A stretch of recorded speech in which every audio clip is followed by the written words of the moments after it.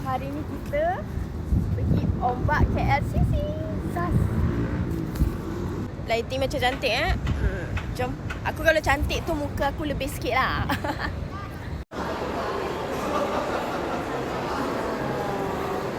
InsyaAllah cantiknya. Tujuan mana ke sini? Nak pergi Oriental Coffee.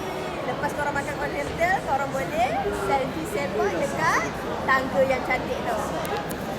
So tengok Oriental, always penuh tau. Tapi kali ni tak beratur. So Wana nak ajak orang makan dekat sini. So yang ni kita orang order nasi biryani. Ni macam biasalah, menu wajib. Dan ni untuk kids friendly. Tadi pergi school ke? Pergi school tak? Hari ni tak pergi school? Ya ke?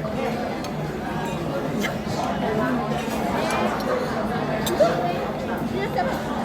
Si goreng Malaysia kot.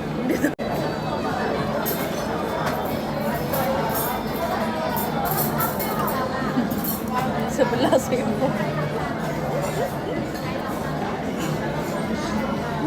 Kan? Dia start makan biryani dengan rendang. Oh, pasal? Awalnya selalu makan? Oh, dia selalu makan yang merah.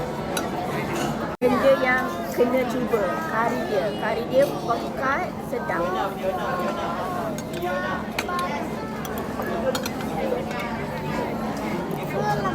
Jadi kalau cara makan dengan nasi putih, memang berpinggan-pinggan.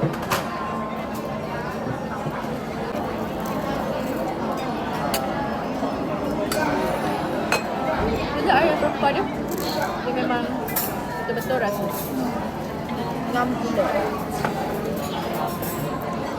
Sekejap.